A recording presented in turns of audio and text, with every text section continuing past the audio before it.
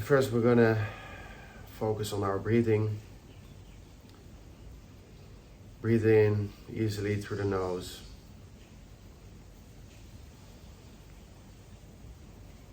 And breathing in is going deep in the stomach, as low as possible.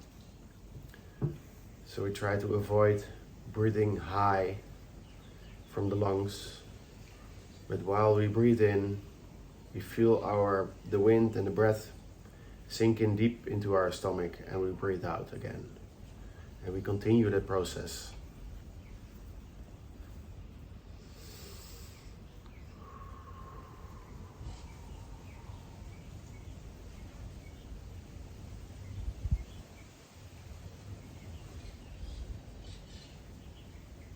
Breathe in through the nose.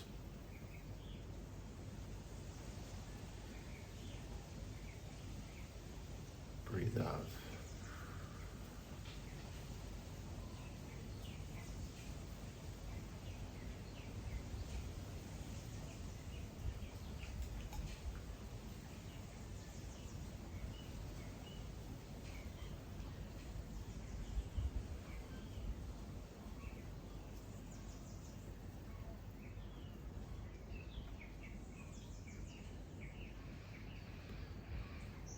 While the breathing continues, we're gonna focus on our eyes, and we're gonna relax the eyelids.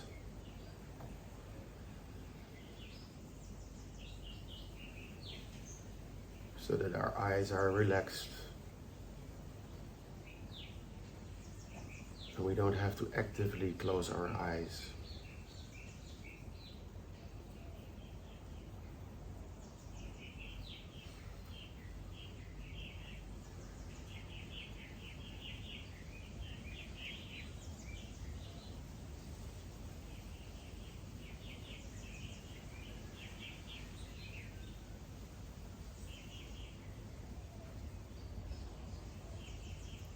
We bring our awareness to our mouth.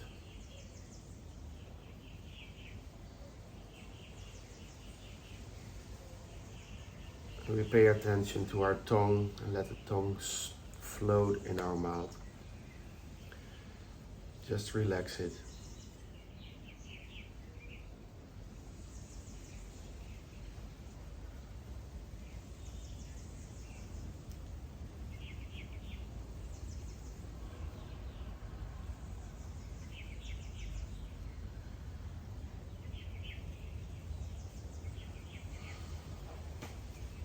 And we bring our awareness to our cheeks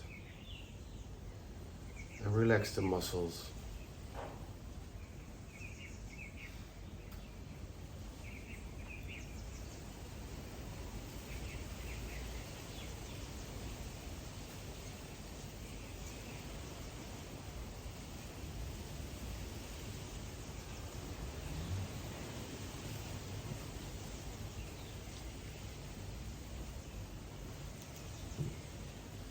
And we bring down our attention to our shoulders, hanging relaxed.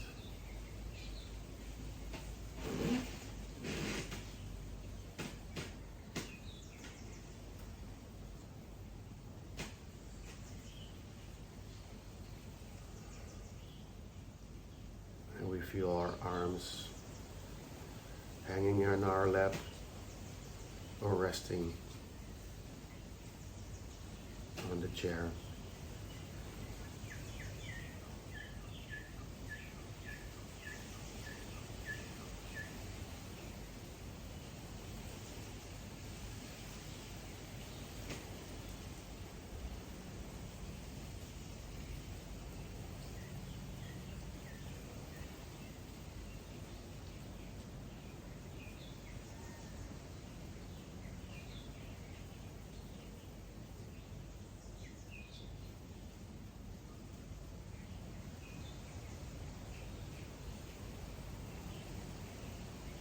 We bring our awareness to our awareness.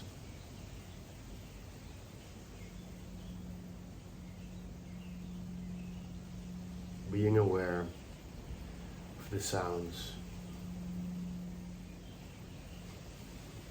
and the taste and the feelings, just being aware.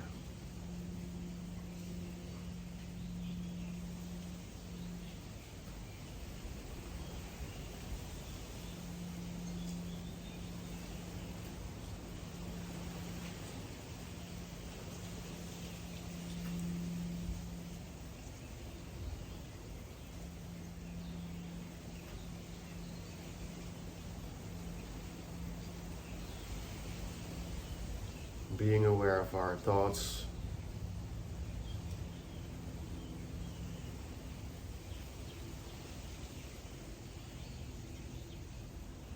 they come and they go.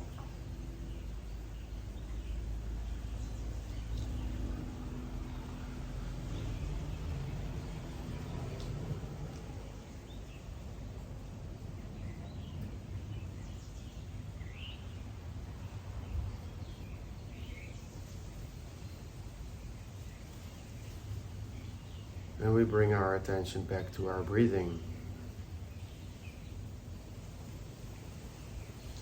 And we may feel that our breathing has relaxed.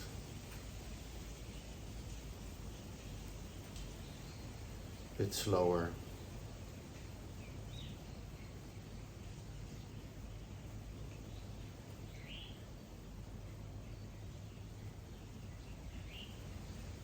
While our bodies and mind is relaxing.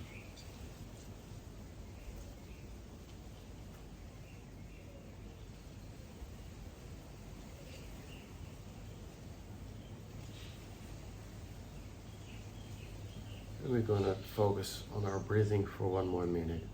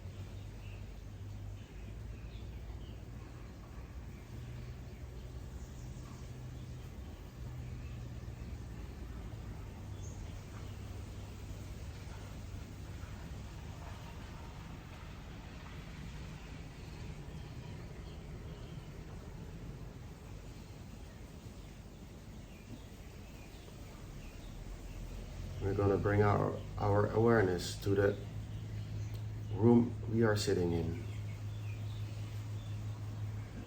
And once you're ready, you can open your eyes.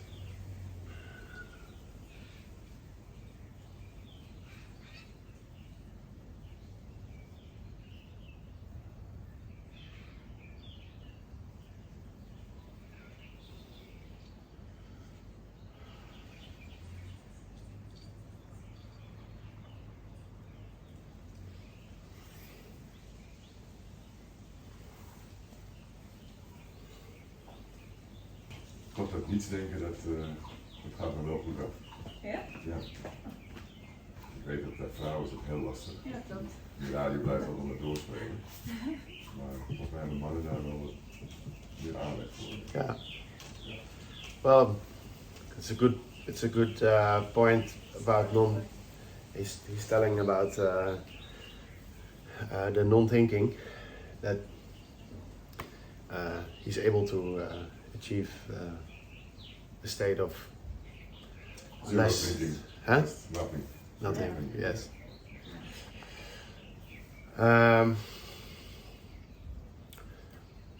Thinking and not thinking is an activity in awareness. Not thinking is being,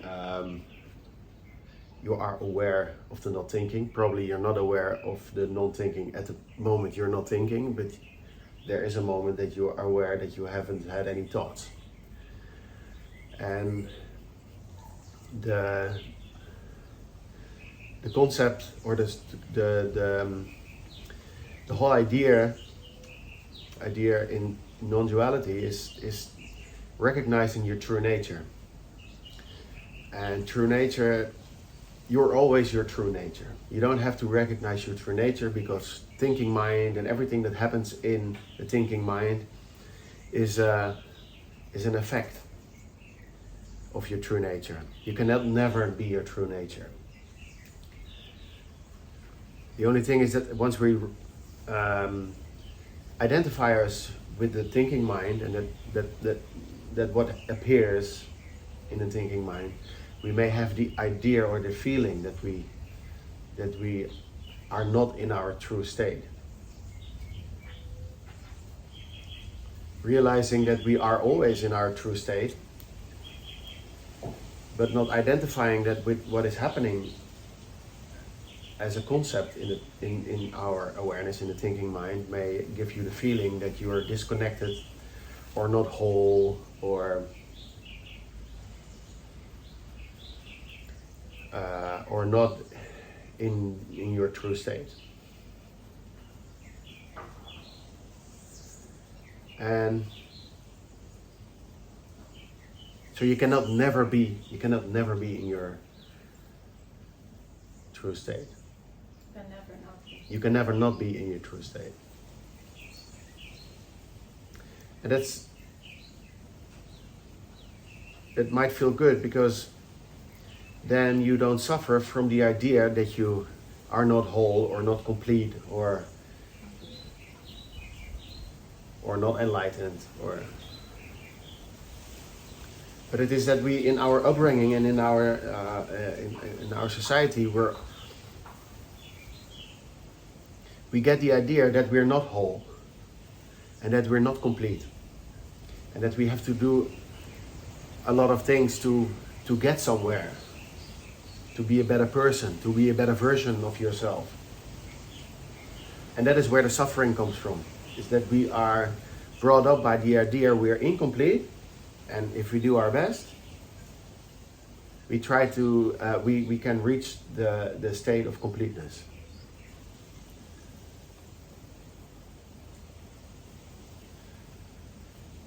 And that is one of the reasons we sit here, is to understand how the thinking mind operates, how consciousness works, and how we can realize that we are always in the complete state.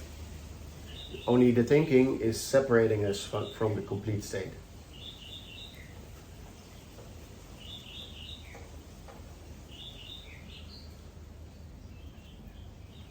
And that is to give a little introduction in how this works. And the Satsang is that we try to understand what Buddha said, the end of suffering, and where the suffering comes from,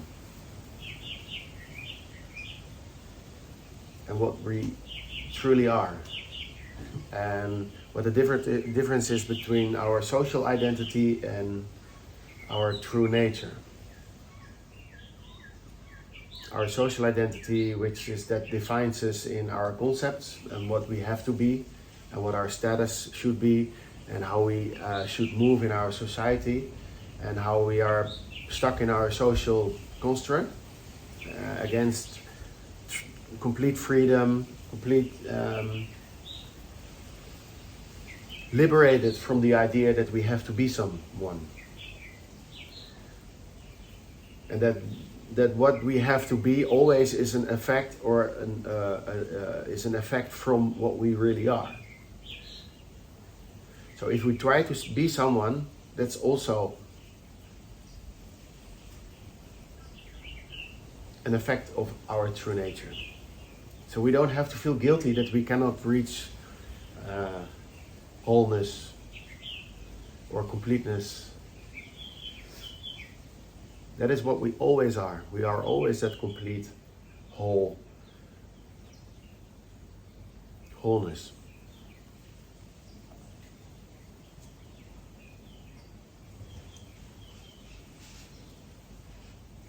How are we doing this? Then why are we doing this? If you're already complete and whole.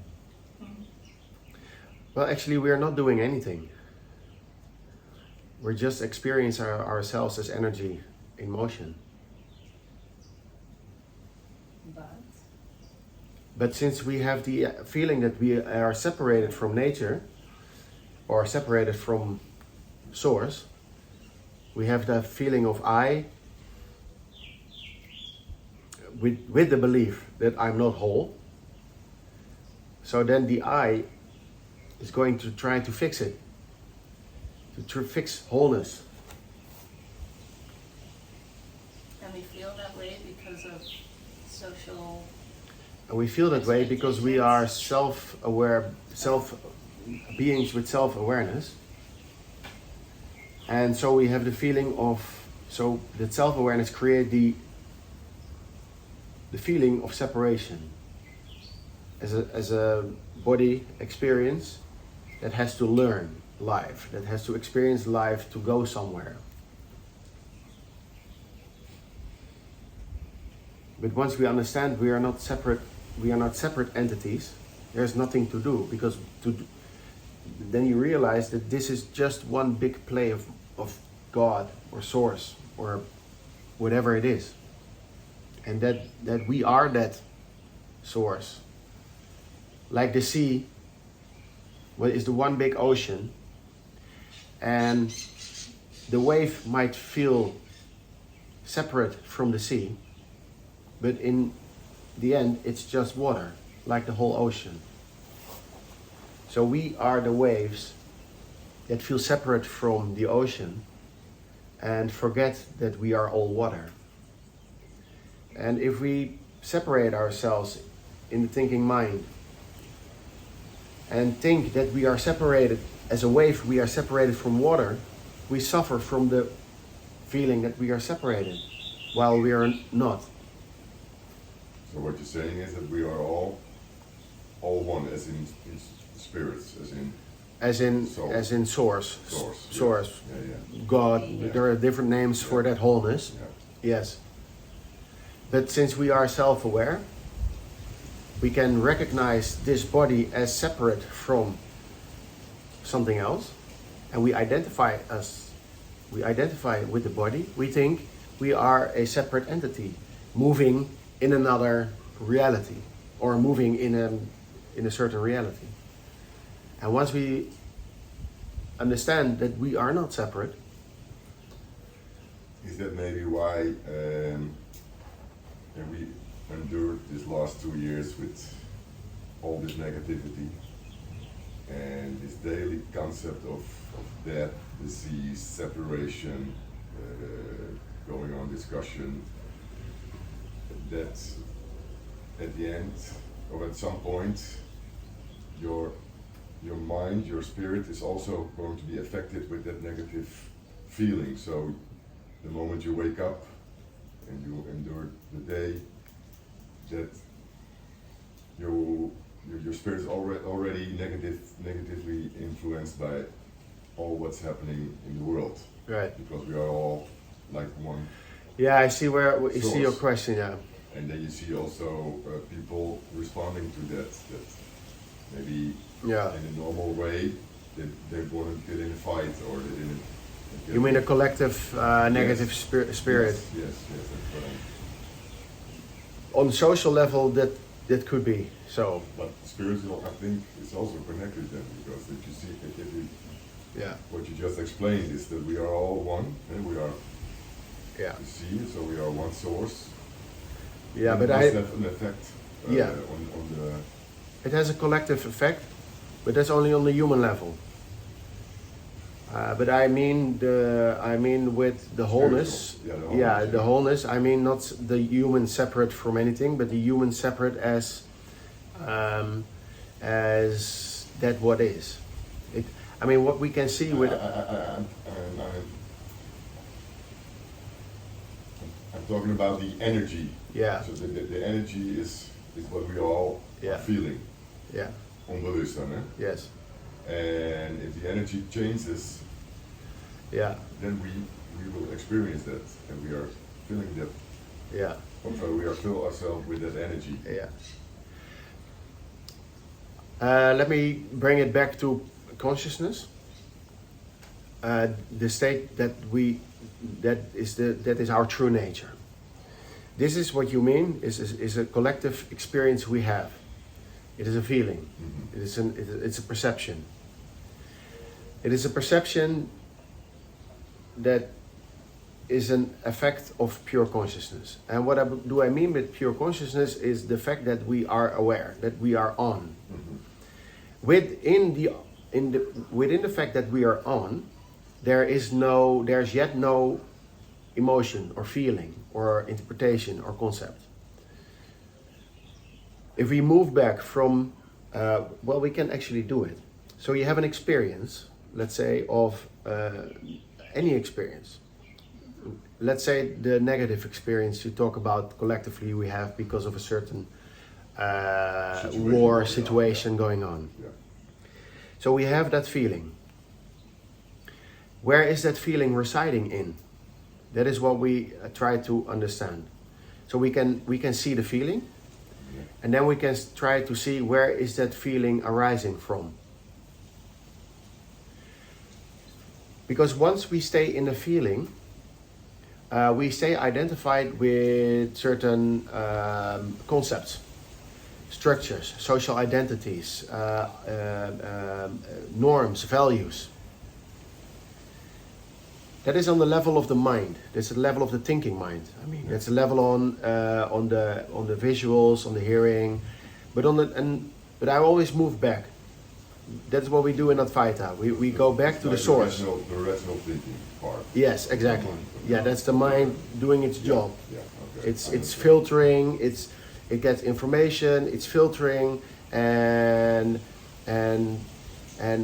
depending on what glasses you have on, you will see the world. If the glasses are pink, you will experience the world as pink. If the glasses are blue, the glasses you wear, then you experience the world as blue. So the world is always an expression of your perception. In Advaita, we go back to what the true nature is of our being. Not the nature what we experiencing, but where the experiences arise from.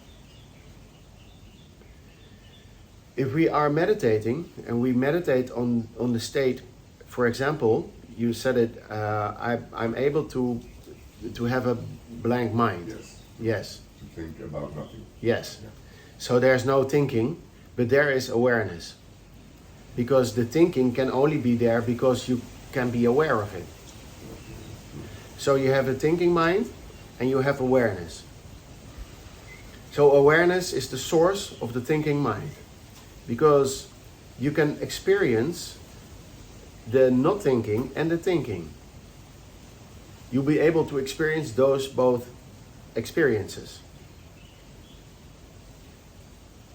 So when you have you just said it, I had no experiences. So there was someone experiencing no thinking. Yes. I don't know where this leads to, and I forgot the question, but let's stay on the awareness. What we do in Advaita and in different spiritual traditions is not to get into the perceptual world, because that is always changing. That changes, it goes on and off, and it's an always changing world. We focus in Advaita and in Zen on the non-changing world. That is perception, that is awareness, where perception arises from. So when you are saying I was stilling my mind and I had no experience of thinking, that was experienced. Yeah. Yes. Oh yeah, now I know again where I was going to. When there are no thoughts, there are no thoughts of negativity. There are no thoughts of a society. There are no thoughts of a war. There are even no thoughts of a peaceful freedom. There is no thoughts. So in that collective negativity, that always only happens in the conceptual mind. So we can talk about a collective perception, a negative society, but it's always in the thinking mind. It's always in the conceptual mind. But when we go to a state of thoughtless mind, there is no experience of a disturbed society. So the disturbed society only exists in the thinking mind, on the conceptual mind, on the mind where we are able to experience through our senses. Do you have an experience of a disturbed world when you have no thoughts? No, it's not possible, as you say. So that is where we're focusing on. So does a world exist? Any world exist when you're not thinking about it? It only exists on the level of the mind, where the sensory experience is. And that is perfectly fine. That is how we are operating. That is how we are wired. That's how we experience the world. But in Advaita, we ask the question, who am I really? What is my true natural state? Is a true natural state my experience of a bad world or a peaceful world? Or is my true state that awareness where that experience of a bad world or a positive world can happen in?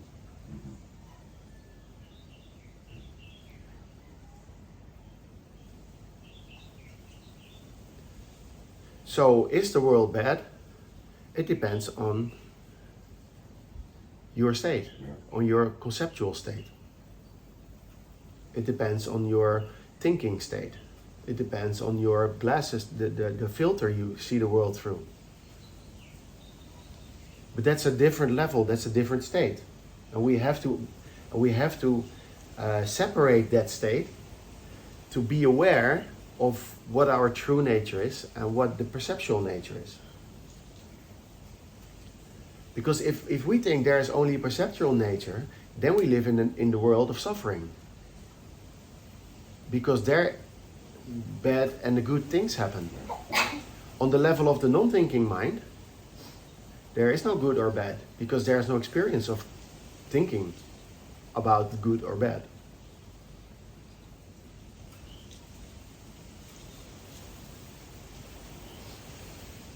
And then the next phase is that we realize that the state of the good and the bad, or the perceptual state, is just an expression of awareness. Because the perceptual state can only be because I'm aware. And in Advaita we're going back to that awareness, to the state where there's absolute freedom. Nirvana. That's our natural state. And from that natural state, our worldly appearance arises. And in that worldly appearance, there's only duality, because there's only the values of good and bad. And then we collide and we crash and clash. Yeah. But on the level of awareness, there is nothing. There's nothing here. Wow.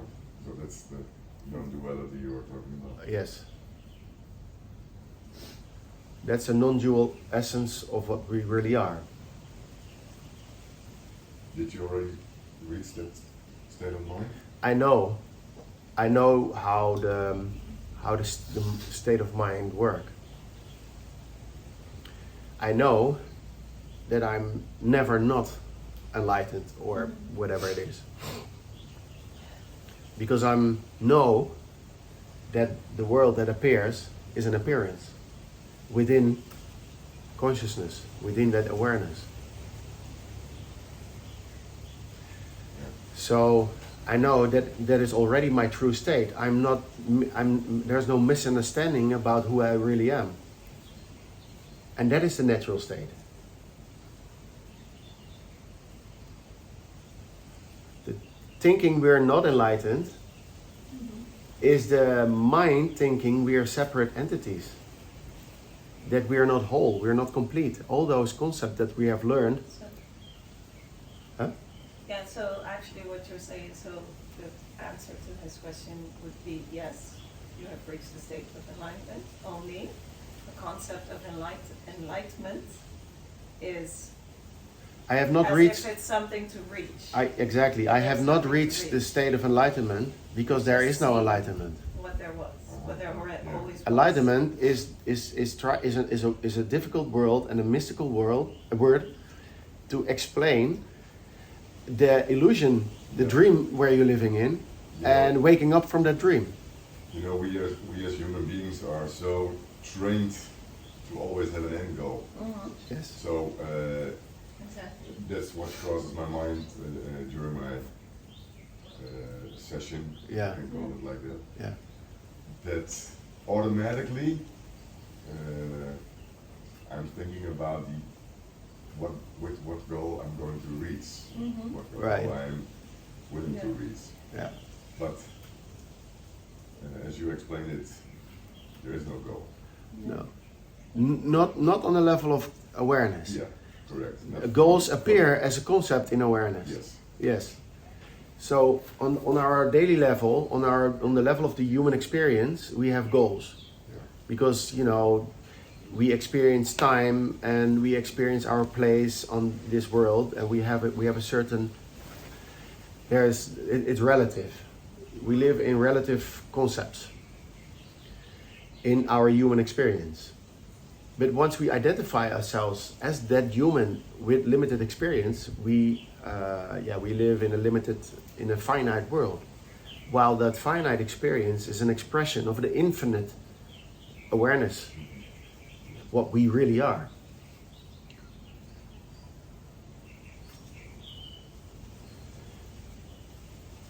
And it was kind of a good example you said in a toddler state, because Advaita, it's not a theory. It's not a theory. You cannot explain it. It's an experience. It's experiencing the dualistic state of our experience. So you say I had a thoughtless mind, and that's the best experience you can have, because in that thoughtless mind there was no war, there was no peace, there was nothing. Exactly. But is that why we as human beings? Because I think, in a sense, it's like a natural thing that we all want to achieve. Yes. Is it that why that we are using drugs, alcohol, to get that Right. Yes. thinking state of mind? Yeah. Is it why people like the effects of alcohol or the effects of cannabis or whatever? We're always trying to reach that. Yeah, to reach that state, and State also of to mind. and to have no stress, to have no negative thoughts. Yeah. Yes, and I think we discussed this a little earlier. We always try to find who we really are. Only we don't use the words for that.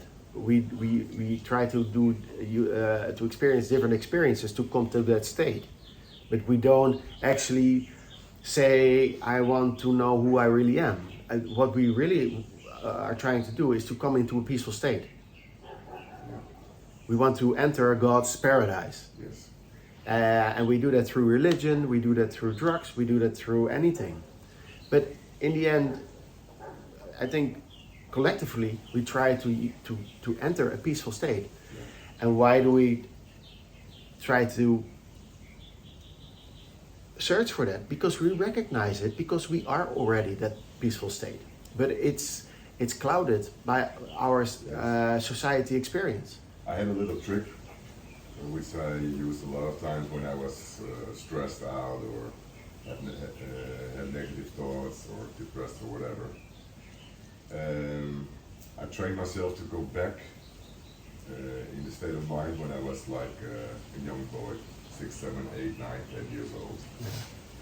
So I tried to go back in the time when I go to school, didn't know anything about the world, just me, myself, and I. Yeah. When I can go back to that state, and I can bring back all the feelings, the smells. And it was very helpful. It took me a while to go there, but I realized that going there in that state of mind is, for me, I'm talking about my way of thinking and my perception. It was very helpful because during that time phrase in my life, I was clear. I didn't have any. I didn't have an ego. I didn't need a partner that I always wanted to be with. I didn't have children. Right. I didn't have competition. I had nothing. I just had me going to my daily adventure, which was going to school or playing with my little friends. Yes. I didn't have any thoughts about what we are now experienced during the process, becoming older, which is also another thing, especially the age level which I am now facing. So it's also some how can you say it? It's also a process which. Ja, maybe kan ik het verder in Nederlands doen? Yeah. Please, I was just going to say, please Okay, speak Dutch. Yeah. I can express myself. Yes. Het is ook een proces, een natuurlijk proces dat wij als mensen allemaal doorstaan. En het is heel herkenbaar als jij een teenager bent, ja, dan kom je op een gegeven moment in de puberteit. Op een gegeven moment als je wat ouder wordt, merk je dat je wat meer bewijsdrang gaat krijgen. Want dan groei je inderdaad op met die rivaliteit, die concurrentie. Je bent dus meer gefocust op wat anderen van je vinden en denken. Nou, vervolgens ontmoet je iemand, je krijgt kinderen, dan krijg je weer een andere state of mind, want dan krijg je in één keer de zorgplicht die je als mens voelt, als vader voelt, en moeder natuurlijk ook voor je kinderen. Dan ga je richting de 40, 50, dan krijg je, noemen ze de midlife crisis. Het zijn allemaal processen die we allemaal, als ieder mens, of waar je ook vandaan komt ter wereld, allemaal doormaken. Vrouwen gaan in de overgang, menopauze, noem het allemaal op. En dat zijn de momenten waar je geestelijk gesteld op de proef wordt gesteld. Ja.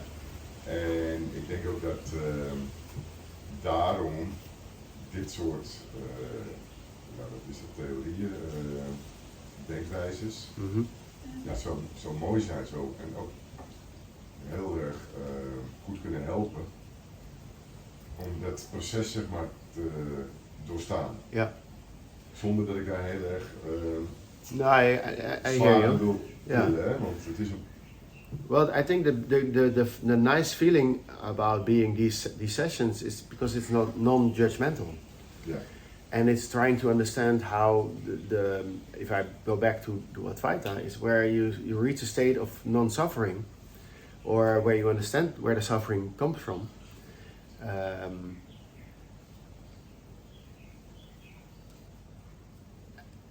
And this is not about how to develop a better way for your social status or your social life.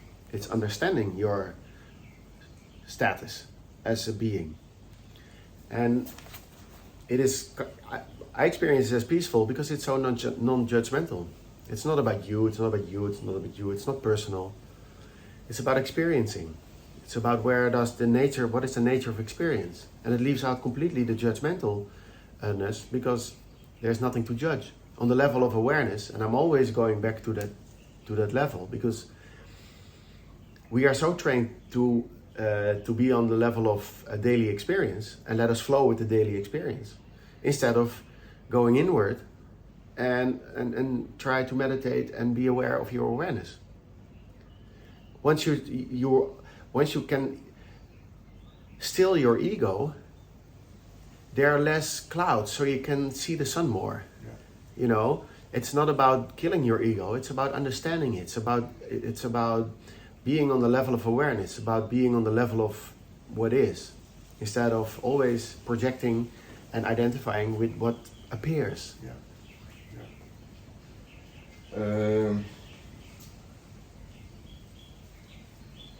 Kan het uitgelegd worden als je echt dus naar dat level van awareness gaat?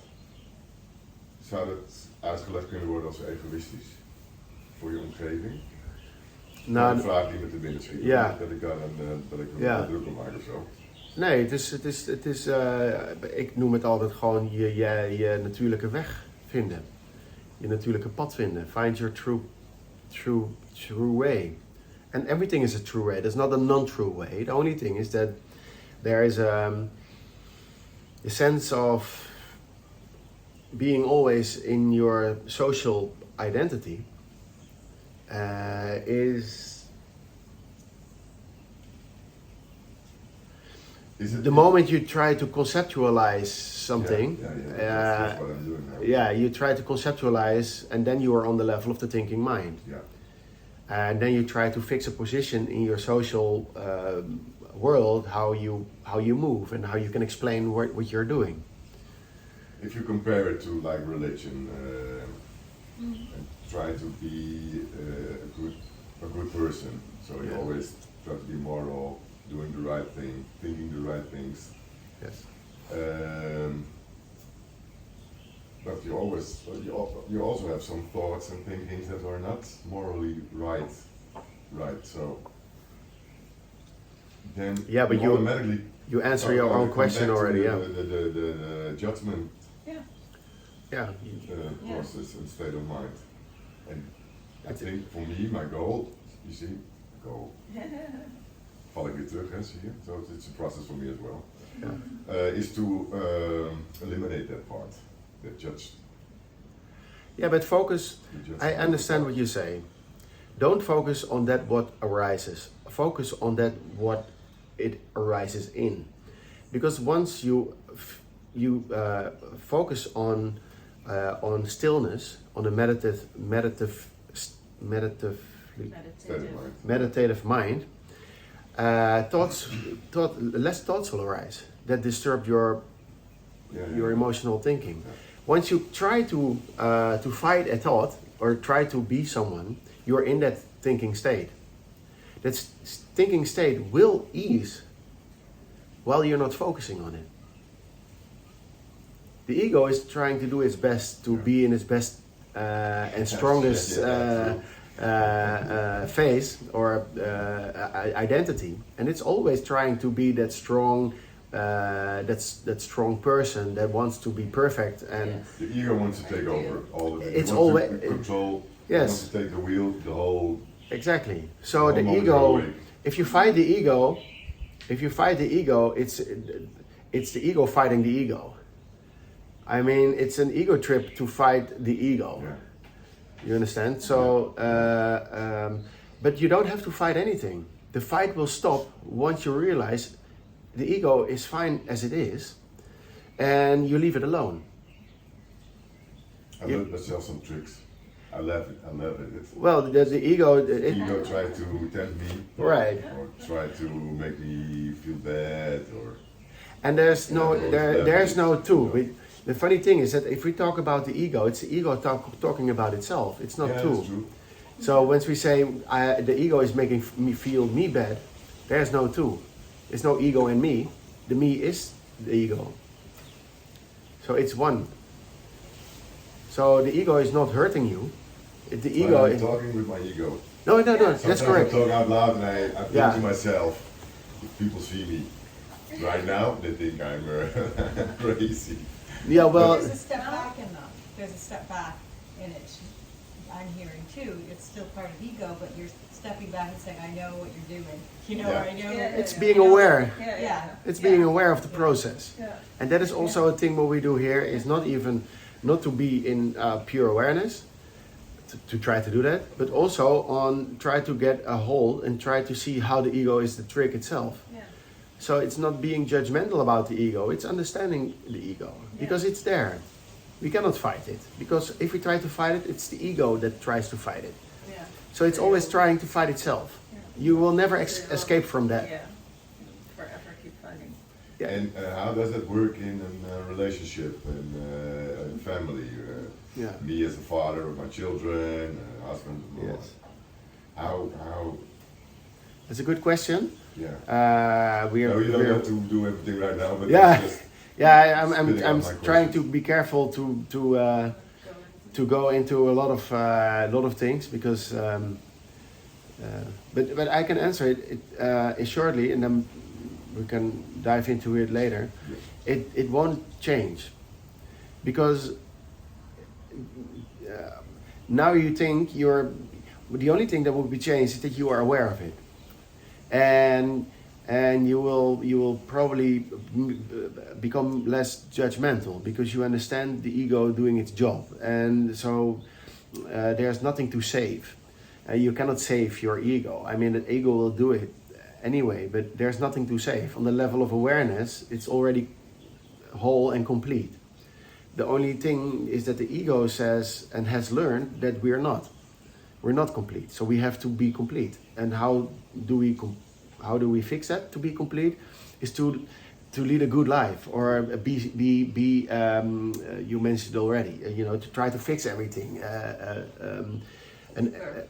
Perfect status. So we try to be a good person, but that's only on the level of the ego mind.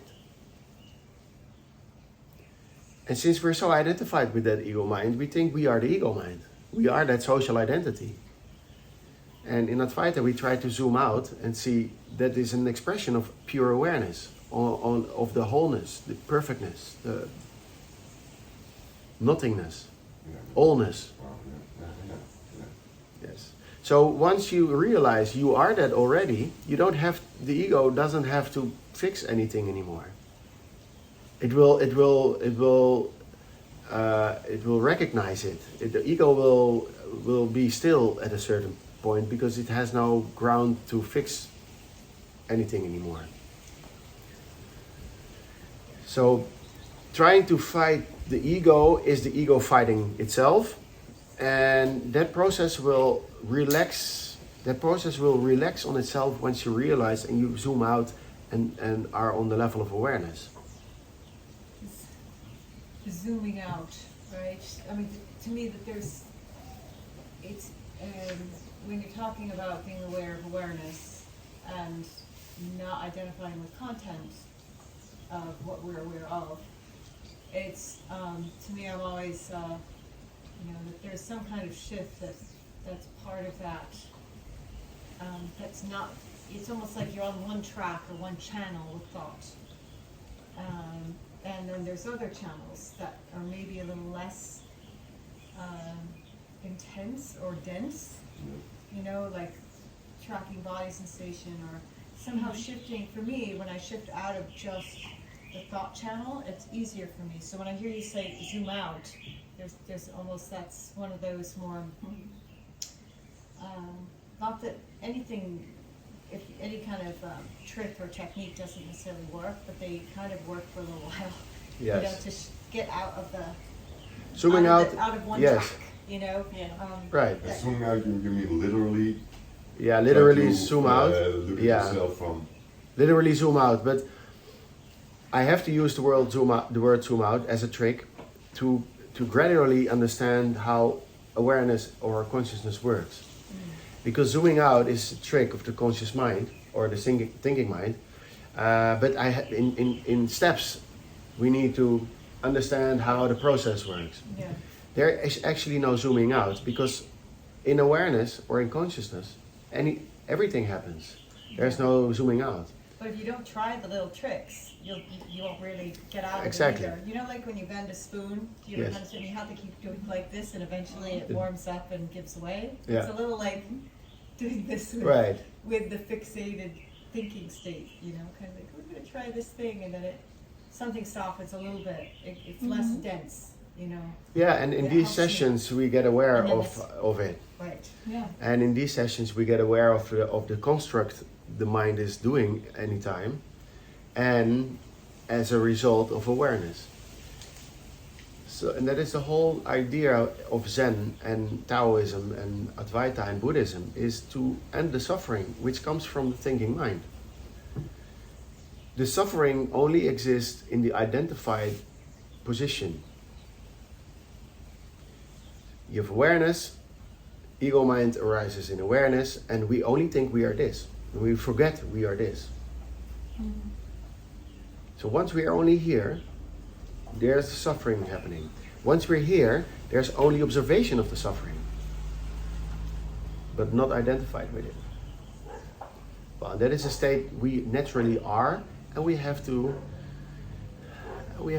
get there again, because we are so misinformed about how we what the essence of life is, and what the essence of our social identity is, and the seriousness. What is the essence of life? Well, as Nisargadatta said perfectly, the essence of life is living itself. Yeah, Guys, I have to go. you have to go as well. Yeah. Yeah. Yeah. Thank you. Yes. Good to see you. Yes. Okay. Nice to meet you. Likewise. Yeah. See you next time. Yes. I'll. Tomorrow or Yeah. Ja, leuk, ik ben er ook bij, dat weet je vast. Yeah. So we can end this session. Nice, very nice. No, let's end it because Yeah, perfect. and we Yeah. managed to discuss so many topics already. So we have a lot to. Ja. Yeah.